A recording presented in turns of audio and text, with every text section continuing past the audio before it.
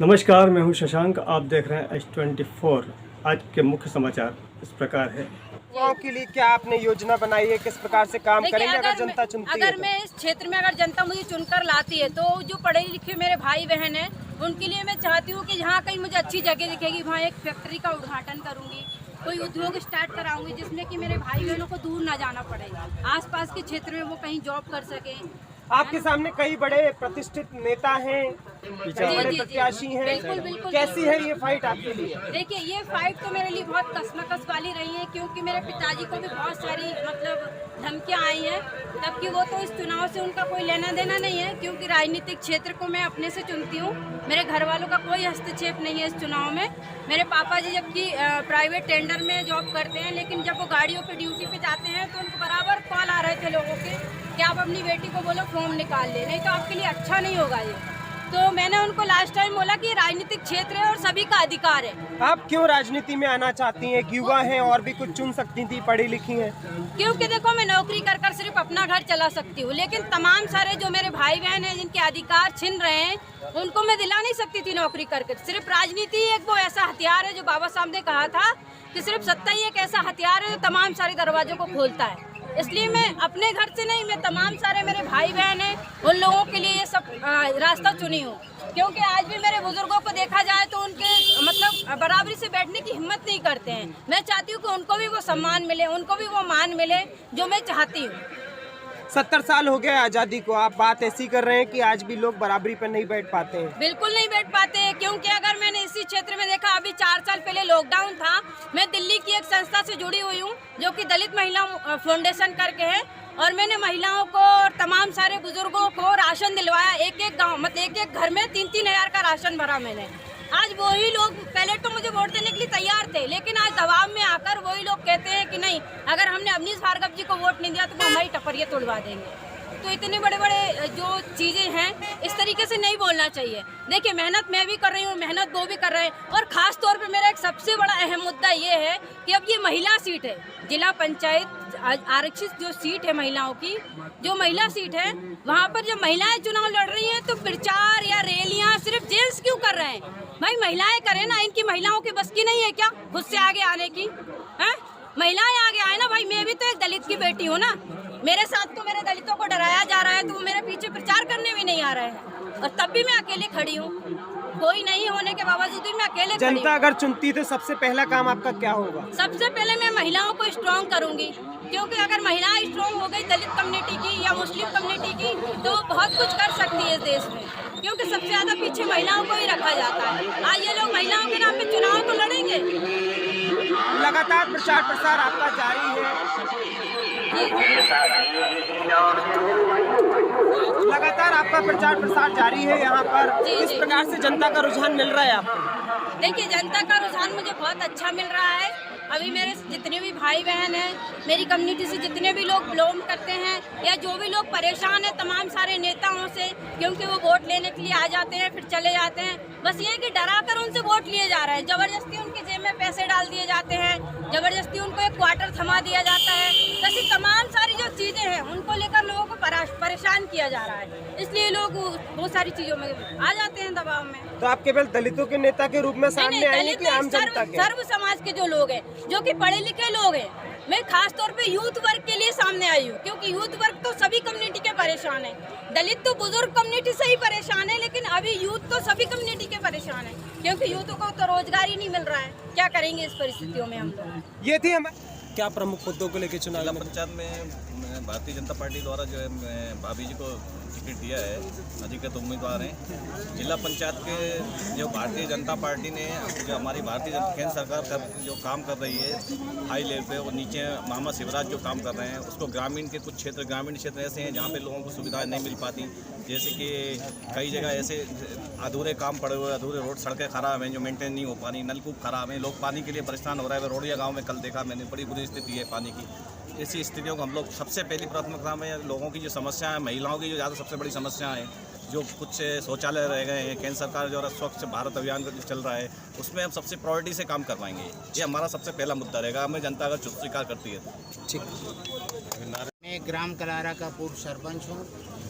2010 से 2015 से तक मैंने इस ग्राम पंचायत में बहुत से विकास कार्य किए हैं, जिसमें भोपाल से कलेक्टर द्वारा मुझे एक प्रशस्ति पत्र भी मिला था। मैंने पूरे गांव में स्ट्रीट लाइट का अभाव था, जहाँ गलियों में लाइट की व्यवस्था नहीं थी, उन पूरी गलियों में निःशुल्क बिजली की व्यवस्था की थी। प्रत्येक घर महोदय, एक बार फिर से आप चुनाव मैदान में क्या प्रमुख एजेंडा लेके इस चुनाव मैदान में आए हैं? प्रमुख एजेंडा ये है हमारा कि हमारी ग्राम पंचायत आदर्श ग्राम पंचायत हो, साफ सफाई अच्छी हो, अच्छी नालियाँ हों, अच्छी सड़कें हों, अच्छा गांव का स्कूल चले, अच्छा यहाँ पर अस्पताल हो। ये हमारा मुख्य उद्देश्य है।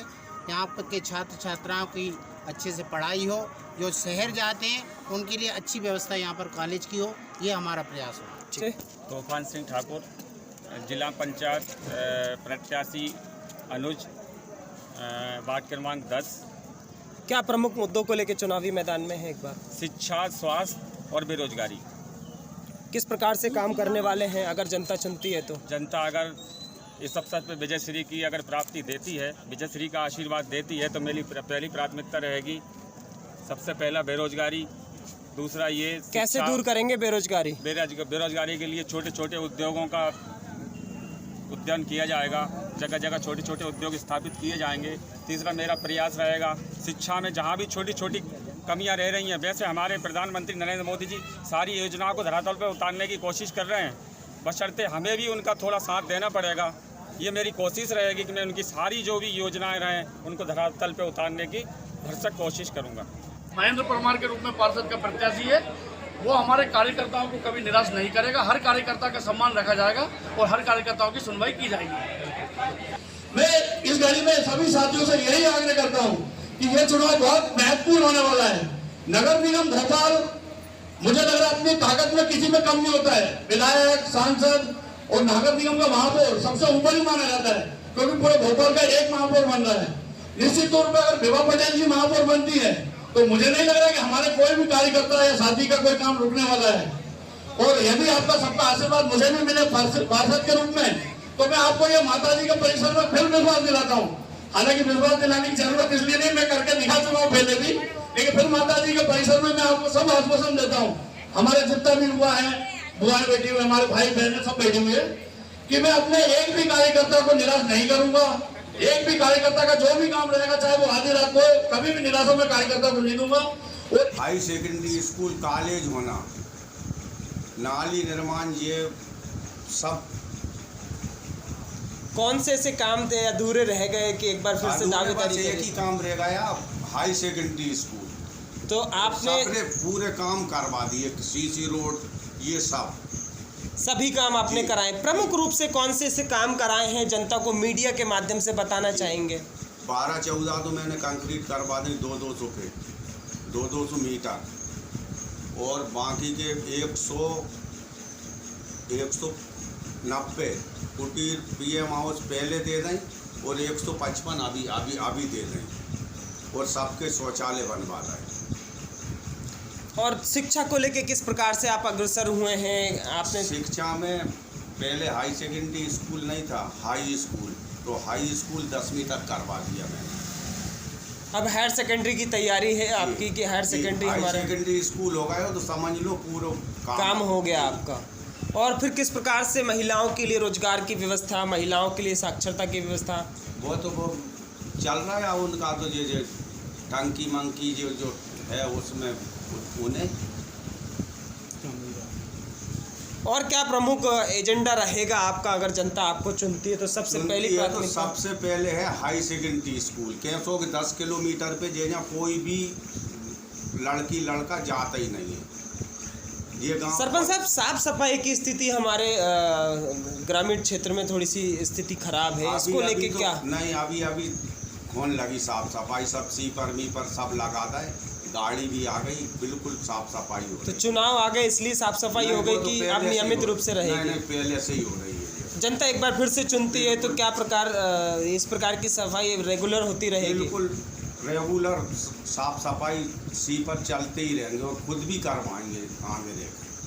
देखिए दर्शकों, सरपंच साहब का लगातार 2 बार चुने जा चुके हैं और तीसरी बार फिर से चुनावी मैदान में है। सरपंच साहब के सामने, इनके सामने 3 लोग प्रत्याशी के रूप में और भी हैं और सरपंच साहब की दावेदारी किस प्रकार से है, पूर्व सरपंच रहे हैं और एक बार फिर से दावेदारी कर रहे हैं। जुड़े रहिए। नमस्कार, आज के लिए इतना ही।